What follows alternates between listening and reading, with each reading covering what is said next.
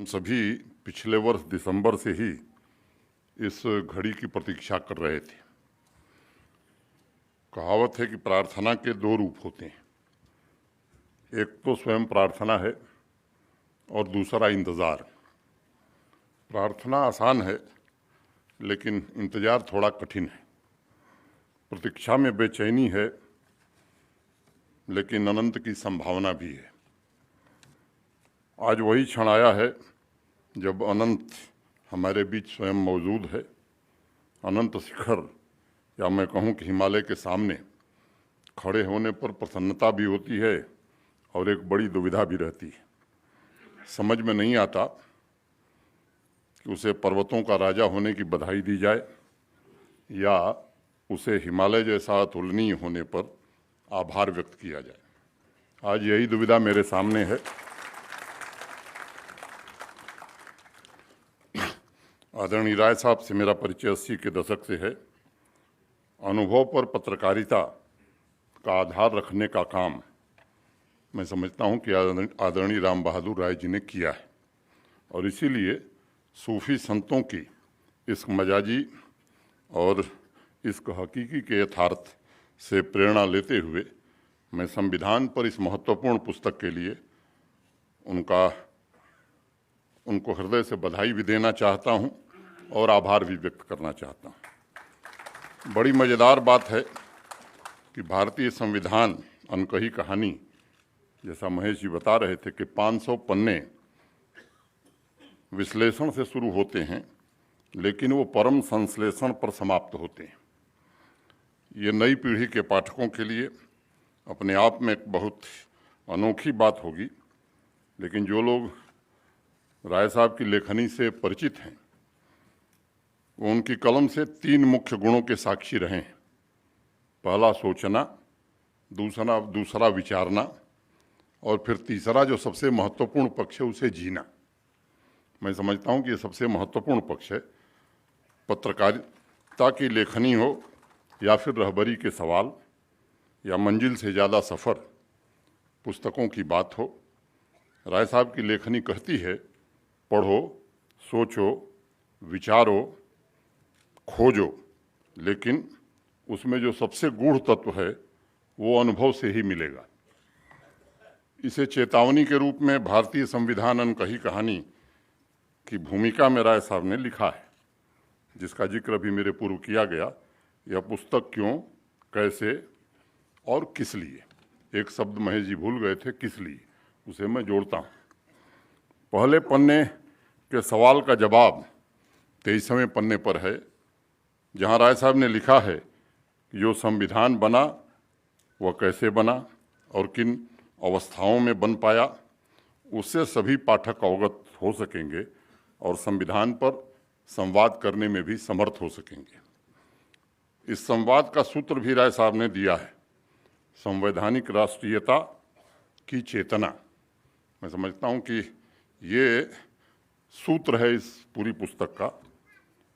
16 पन्ने की भूमिका में जो राय साहब ने लिखा है, इतना स्वाद आएगा कि आपको लगेगा कि मंजिल आ गई है और सब कुछ समझ लिया है।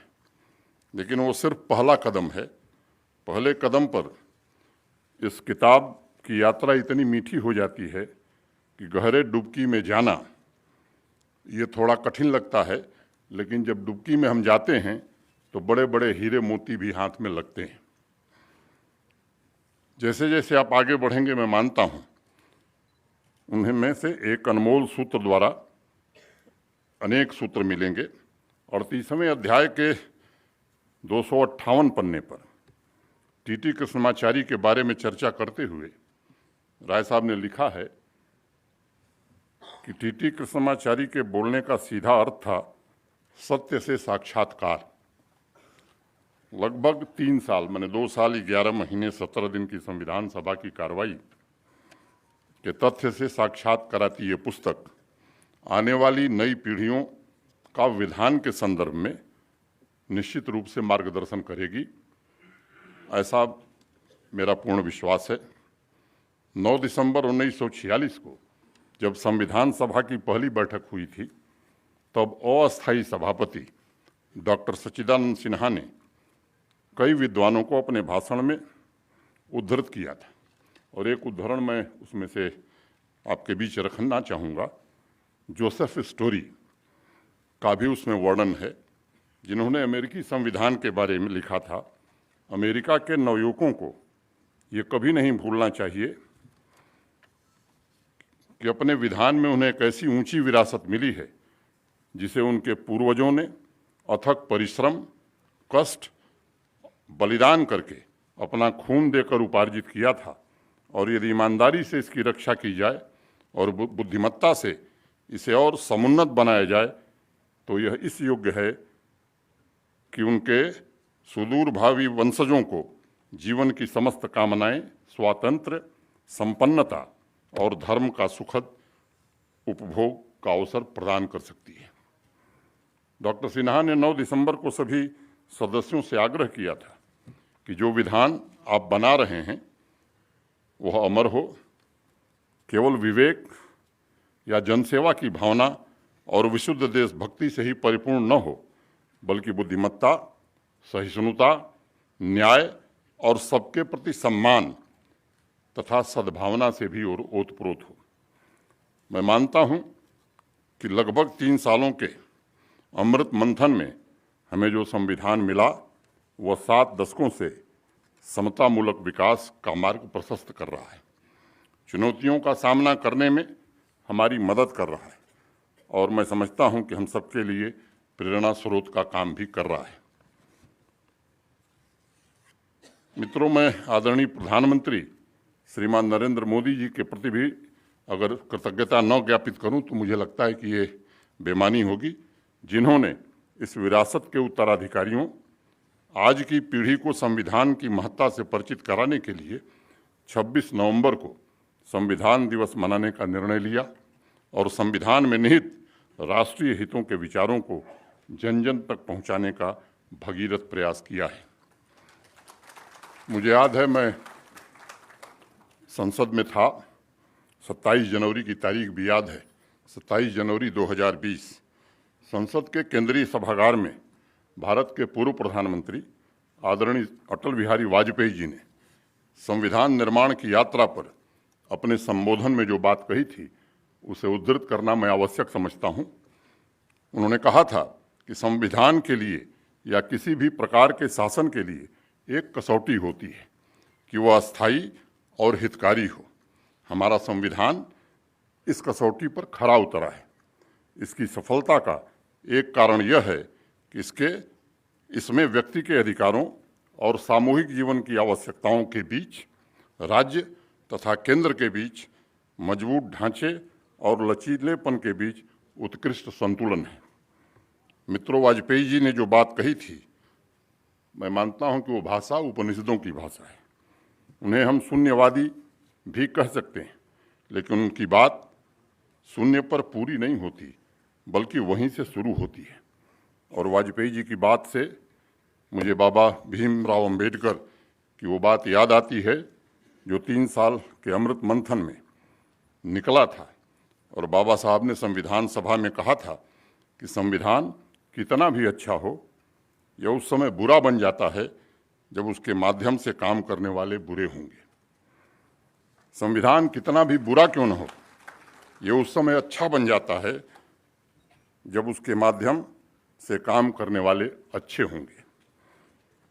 डॉक्टर भीमराव अंबेडकर बड़ी आध्यात्मिक बात कह गए थे और उसका स्वाद अगर आप चाहें तो कबीर के दोहे से ले सकते हैं। मनरे जाग रहिए भाई, माकिल होय बसत मति खोवे, चोर मुसय घर आई।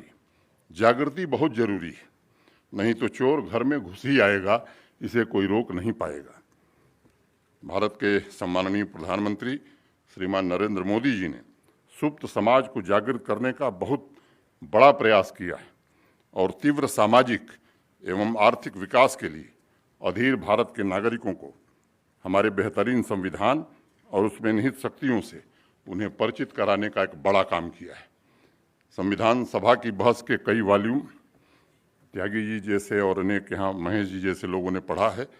थोड़ा बहुत जो मैंने पढ़ा है मुझे बखूबी याद है कि सभा में मुंबई के जो सदस्य श्री एम.आर. मसानी साहब ने चर्चा के दौरान कहा था कि इस विधान के अंतर्गत सामाजिक सुरक्षा के साथ लोगों को अवसर की समानता का हक होगा, ताकि सभी नागरिकों को अपने विशेष गुणों को विकसित करने का समान अवसर मिल सके, जिसे सार्वजनिक हित के कामों में लगा सकें।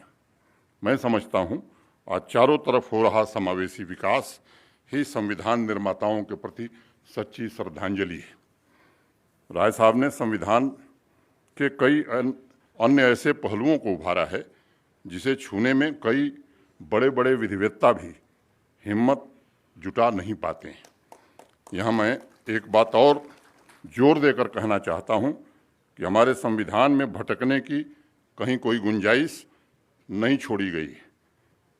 संविधान सभा के अध्यक्ष और भारत के प्रथम राष्ट्रपति डॉक्टर राजेंद्र प्रसाद जी ने 25 जनवरी 1957 के अपने अभिभाषण में कहा था कि प्रगति की घाटी से होकर जाने वाला मार्ग आवश्यक रूप से टेढ़ा मेढ़ा और ऊंचा नीचा होता है, लेकिन एक सूत्र में आबद्ध होकर हमें राष्ट्र को मंजिल की प्राप्ति तक आगे बढ़ाने का काम करना है।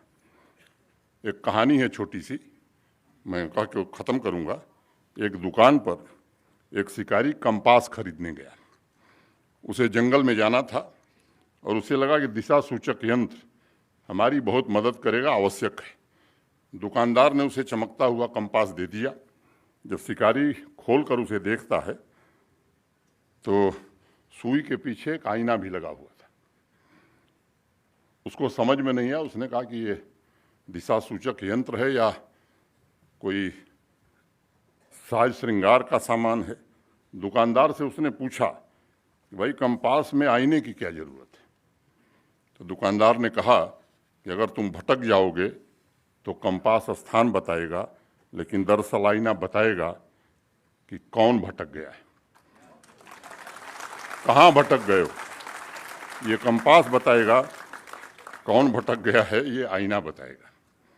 हमारा विधान, हमारा संविधान, हमारी नीतियाँ वो आईना हैं जो भटकने से हमें रोकती हैं और जो दलगत, जातिगत स्वार्थों और गुटबाजी तथा संकीर्णता से ऊपर उठकर हमें राष्ट्र निर्माण की राह की तरफ अग्रसर करती हैं। मित्रों, मैं आप लोगों को जम्मू कश्मीर की एक दो बात बता के विदा लूँगा। भारतीय संविधान के सभी लाभ से वंचित एक बड़ी आबादी 5 अगस्त 2019 को इन सब लाभों को पा सकी। मैं उसकी पृष्ठभूमि में नहीं जाना चाहता हूँ। एक विधान ने प्रगति और आम आदमी के जीवन स्तर में बदलाव के अनंत रास्ते खोल दिए हैं। आज सभी 890 केंद्रीय कानून जम्मू कश्मीर में लागू हैं और दशकों से उपेक्षित वर्ग को इतिहास में पहली बार न्याय मिल रहा है। यह हमारे संविधान की खूबसूरती है। यही बात तो भारत के प्रधानमंत्री श्रीमान नरेंद्र मोदी जी कहते हैं, जिसे राय साहब ने अपने पुस्तक में उद्धृत भी किया है कि हमारा तो भला इसमें है कि संविधान को कैसे हम गरीब, दलित, पीड़ित, शोषित के काम में लगाएं। बोलते बोलते मुझे समय का ध्यान नहीं रहा, मुझे क्षमा करिएगा। ज़्यादा वक्त न लेते हुए मैं इतना ही कहना चाहूँगा कि राय साहब ने जो किताब लिखी है वह चेतना का उत्तुंग शिखर है और उसके बारे में कुछ बोलते हुए फिर कबीर याद आते हैं कि गूंगे केरी सरकरा, खाए और मुस्काए। यह गूंगे के गुड़ के समान है। खाते रहिए, मुस्कराते रहिए, आनंद लेते रहिए। मिठास लग रही है, लेकिन बखान करने के लिए शब्द नहीं है।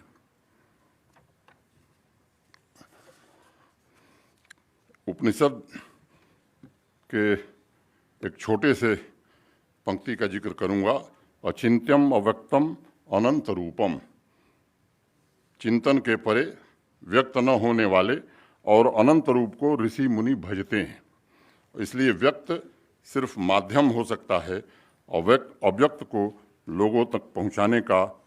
और मैं बहुत से अज्ञात तथ्यों पर प्रकाश डालने के लिए आदरणीय राय साहब के प्रति हृदय से कृतज्ञता ज्ञापित करता हूं। और एक बात कहना चाहूँगा कि बड़ी संवेदनशीलता के साथ राय साहब ने वर्तमान तथा भविष्य की पीढ़ी के लिए एक ऐसा अमूल्य उपहार दिया है और ये किताब एक ऐसा महानतम खजाना है जो पीढ़ियों तक मानव चेतना को जागृत करने, संविधान के सरल गूढ़ तथ्यों को सुलझाने समझाने में दिए की तरह पथ प्रदर्शक का काम करेगी।